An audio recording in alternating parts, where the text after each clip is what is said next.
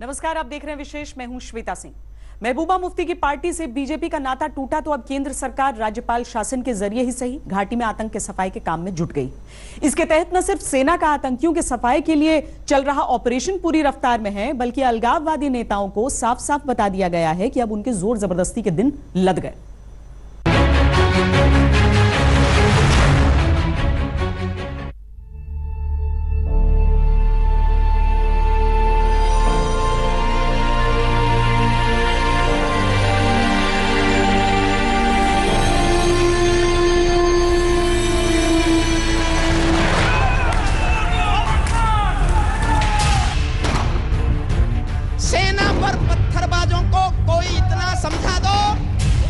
ये गांधी के गाल नहीं है, उनको इतना बतला दो।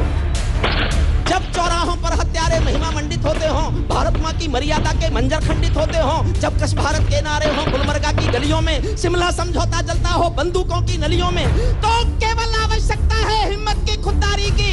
दिल्ली केवल 2 दिन की मोहलत दे दे तैयारी की। सेना को आदेश थमा दो, घाटी गैर नहीं होगी। जहां तिरंगा नहीं मिलेगा उनकी खैर नहीं होगी। अब नहीं धधकेगी घाटी, अब नहीं चलेगा आतंकियों का जोर।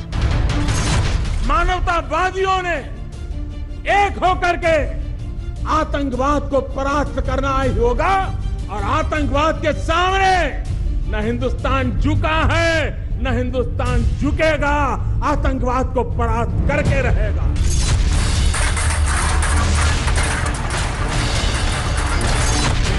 अब नहीं लगेंगे देशद्रोही नारे।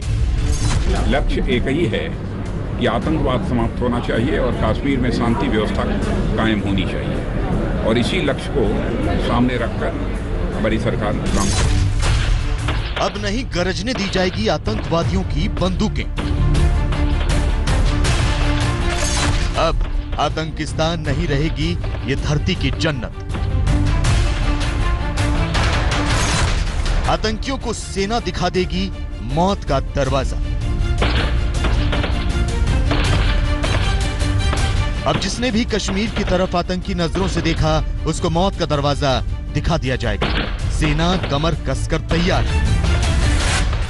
फौज को अपनी कार्रवाई करने के लिए किस तरह से अपने ऑपरेशन करने हैं, उस पर कभी किसी तरह की रोक नहीं लगाई गई है।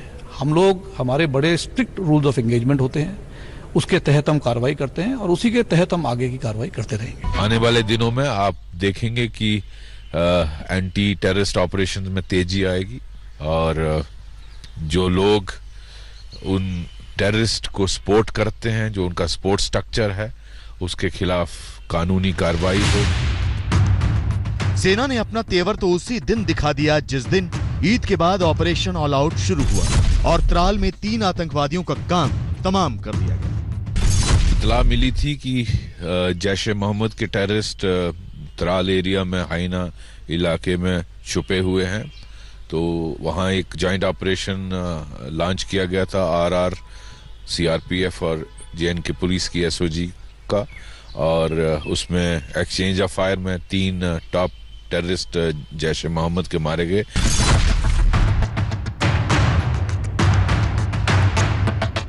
सेना तेवर में है तो दूसरी तरफ कश्मीर को अपनी बपौती समझने वाले अलगाववादी एक नई चाल चलने लगे।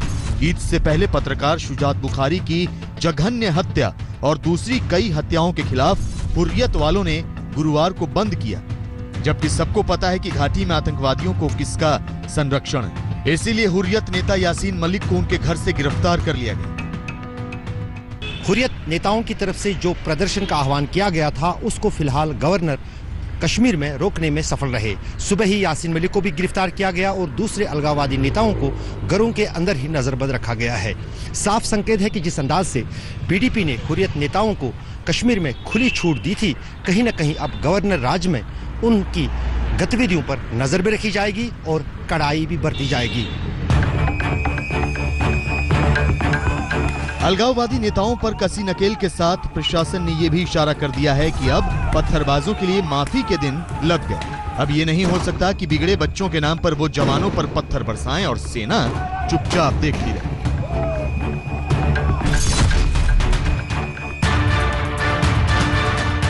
एक चुनी हुई सरकार के पतन के बाद अब शासन राज्यपाल के हाथों में। घाटी में आतंक की सफाई के लिए 2 ऐसे अफसरों को स्पेशल ड्यूटी पर श्रीनगर भेजा गया है जिन्हें ऐसे कामों में महारत हासिल है। 2004 में वीरप्पन को सत्यमंगलम के जंगलों में घेरकर मार डालने वाली टीम की अगुवाई करने वाले रिटायर्ड आईपीएस विजय कुमार को राज्यपाल का सलाहकार नियुक्त किया गया है। वहीं छत्तीसगढ़ के नक्सल प्रभावित इलाकों में विकास कार्यों को अंजाम देने वाले बीवीआर सुब्रमण्यम को भी राज्यपाल का सलाहकार बनाया गया है। दिल्ली के तेवर बता रहे हैं कि श्रीनगर अब भारत विरोधियों का पनाहगार नहीं होगा। अशरफ वानी, श्रीनगर, आज तक। राज्यपाल शासन में अधिकारियों को निर्देश दे दिया गया है कि वो समय से दफ्तर आएं। इस बीच जम्मू कश्मीर में आतंकवाद की सफाई के लिए सेना ने कमर कस ली है। रमजान के दौरान शांति के लिए अपने हथियारों को शांत रखने वाली सेना ने अब आतंकियों को उनकी असली जगह दिखाने की ठान ली है और इस कड़ी में टॉप के 10 आतंकवादी सेना के सीधे निशाने पर आ गए।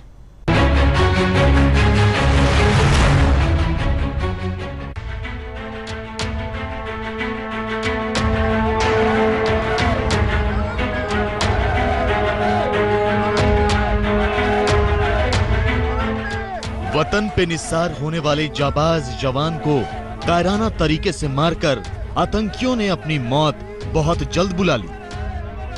सेना ने अब ठान लिया है कि घाटी को आतंक मुक्त बनाना है। ऑपरेशन ऑल आउट का चलना इस दिशा में एक बड़ा कदम है।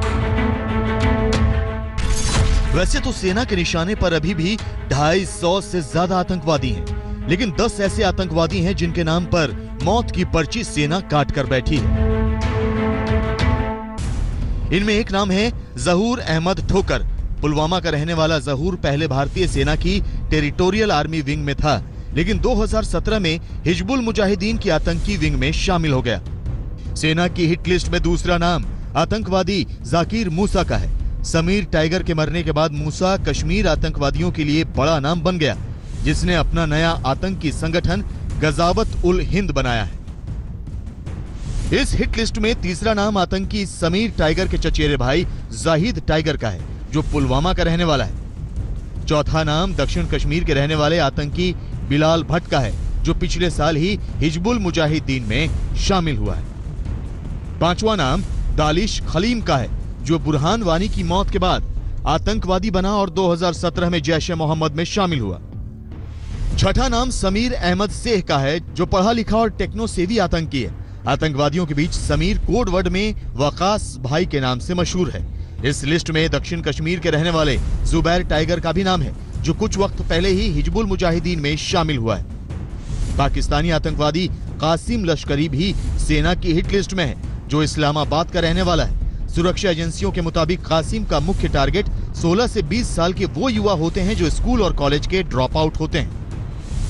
कासिम लश्करी के साथ उसका साथी लियाकत हिजबी नाम का आतंकवादी भी सेना की हिट लिस्ट में शामिल है, जिसे कई बार कासिम लश्करी के साथ देखा गया है। इसके अलावा कश्मीर के ही एक गांव के रहने वाले मनास वानी और आदिल नोमान भी सेना की हिट लिस्ट में शामिल है। 2 साल पहले हिजबुल के आतंकवादी बुरहान वानी को जब मार गिराया गया तो घाटी आतंकी हमलों और घटनाओं से दहकने लगी। कोई रास्ता न देखकर सेना ने शुरू किया operation all out. People who are indulging in stone throwing, people who are indulging in supporting the terrorists and helping them escape will be treated like overground workers of the terrorists and will dealt with accordingly. पिछले साल जुलाई में सरकार ने operation all out शुरू किया, जिसमें सेना, राष्ट्रीय राइफल्स, बीएसएफ, जम्मू और कश्मीर पुलिस और तमाम खुफिया एजेंसियां जुड़ी। इनके निशाने पर लश्कर-ए-तैयबा, जैश-ए-मोहम्मद, हिजबुल मुजाहिदीन जैसे आतंकवादी संगठन थे। ऑपरेशन ऑल आउट के तहत 2017 बीतते बीतते 220 आतंकवादियों को मौत के घाट उतार दिया गया, जिनमें कई पाकिस्तानी आतंकवादी थे। इस दौरान 82 कश्मीरी नौजवान आतंक का रास्ता छोड़कर मुख्य धारा में लौट आए। मार्च में दोबारा ऑपरेशन ऑल आउट शुरू हुआ, जिसमें 10 जून तक 93 आतंकवादी मार गिराए गए। और अब ईद के बाद त्राल में 3 आतंकियों को मारकर सेना ने अपना रुख साफ किया है कि दहशतगर्दी के साथ बातचीत नहीं चल सकती। आखिर आजादी के तुरंत बाद इसकी तरफ तत्कालीन गृह मंत्री सरदार पटेल ने भी इशारा किया था। सिपाही मरते रहे, हमारा पैसा खर्च करना पड़े और हमारे गांव के गांव जलाए जाए और वहाँ हिंदू और सिखों को तबाह किया जाए, तो फिर आखिर लोकमत का रहा, फिर तो आखिर हम बंदूक से ही लेना हो तो लेंगे और क्या करेंगे, दूसरी तरह से नहीं हो सकता है। नहीं, लेकिन हमने एक बात साफ की कि कश्मीर की एक तसु जमीन हम छोड़ने वाले नहीं है, कभी नहीं छोड़ेंगे। आज तक ब्यूरो। आतंकियों की सफाई के पीछे सरकार का क्या है अंतिम फैसला, दिखाएंगे इस ब्रेक के बाद। केंद्र ने तय कर लिया है कि उसे हर हाल में घाटी में अमन की बहाली करनी है। इसके लिए राजनीतिक स्तर पर भी काम शुरू हो गया है। शुक्रवार को जम्मू कश्मीर के राज्यपाल ने सर्वदलीय बैठक बुलाई। मकसद साफ है कि आतंकियों के लिए जम्मू कश्मीर में कोई जगह न बचे।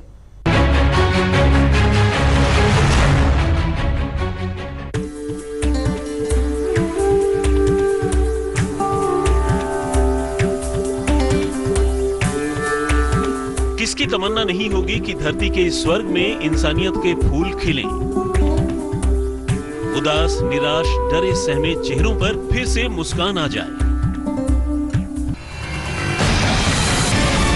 लेकिन अमन के दुश्मनों ने रमजान के पाक महीने में भी सीज फायर की मर्यादा का ख्याल नहीं रखा।